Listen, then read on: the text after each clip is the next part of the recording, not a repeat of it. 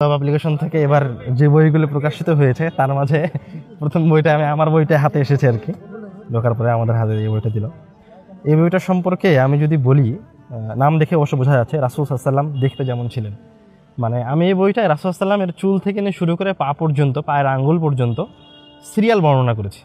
আমাদের দেশেও আপনার কিছু শামায়েলের কিতাব আছে, যেমন ইমাম তিরমিজির লেখা বিখ্যাত গ্রন্থ শামায়েলে তিরমিজি, সেখানেও তিনি রাসূল সাল্লাল্লাহু আলাইহি ওয়াসাল্লামের অবয়বের বর্ণনা দিয়েছেন, তবে তিনি একদম সম্পূর্ণ অবয়বের বর্ণনা দেননি, কিছু কিছু হাদিস বাকি থেকে গেছে।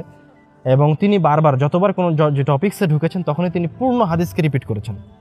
তো আমি যখন এই কিতাবটা লিখেছি তখন মানুষ যেন একটা রাসূল সাল্লাল্লাহু আলাইহি ওয়াসাল্লামের একটা অঙ্গ শুরু করলে সেটা যেন তার ব্রেনের ভিতরে থেকে যায়, এই জন্য একটা একটা করে শুরু করেছি। প্রথমে যখন রাসূল সাল্লাল্লাহু আলাইহি ওয়াসাল্লামের মাথা শুরু করেছি তখন রাসূল সাল্লাল্লাহু আলাইহি ওয়াসাল্লামের মাথার যতগুলি বর্ণনা আছে সবগুলো নিয়ে আসছে, মানে তার রাসূল সাল্লাল্লাহু আলাইহি ওয়াসাল্লামের মাথা কেমন ছিল আপনার জানা হয়ে যাবে। এরপর রাসূল সাল্লাল্লাহু আলাইহি ওয়াসাল্লামের চুলে গেছি, এবং রাসূল সাল্লাল্লাহু আলাইহি ওয়াসাল্লামের চুল সম্পর্কে যত বর্ণনা আছে সব নিয়ে আসা হয়েছে।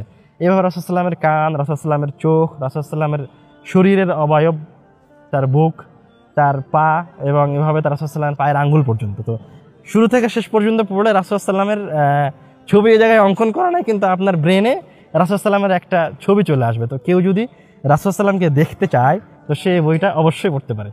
আর কে না দেখতে চায়, প্রত্যেক মুসলমান রাসূল সাল্লাল্লাহু আলাইহি ওয়াসাল্লামকে দেখতে চায়। শুধু তাই নয়, এই বইয়ের শেষে আমি একটা বাক্য লিখেছি, এটা রাসূল সাল্লাল্লাহু আলাইহি ওয়াসাল্লামের হাদিস, সহিহ মুসলিমের 2832 নম্বর হাদিস। রাসূল সাল্লাল্লাহু আলাইহি ওয়াসাল্লাম বলছেন, আমার মৃত্যুর পরে এমন কিছু মানুষ আসবে যারা আমাকে না দেখেও আমার উম্মতের মাঝে আমাকে সবচেয়ে গভীরভাবে ভালোবাসবে। তাদের আকাঙ্ক্ষা হবে যদি পরিবার ও সব সম্পদ বিলিয়ে দিয়ে হলেও তারা আমাকে একবার দেখতে পেত, তাহলে তারা সেটাই করত। মানে সব সম্পদ বিলিয়ে দেওয়ার প্রয়োজন হলেও তারা রাসূল সাল্লাল্লাহু আলাইহি ওয়াসাল্লামকে দেখার জন্য চলে আসতো। তো যারা রাসূল সাল্লাল্লাহু আলাইহি ওয়াসাল্লামকে দেখতে চান তাদের জন্য একটা অনন্য কিতাব। এই জায়গায় আব্বুর সবগুলি কিতাব আছে, আব্দুল্লাহ ভাইয়েরও সবগুলি কিতাব আছে, এবং আমার আম্মুর লেখাও সবগুলি কিতাব আছে।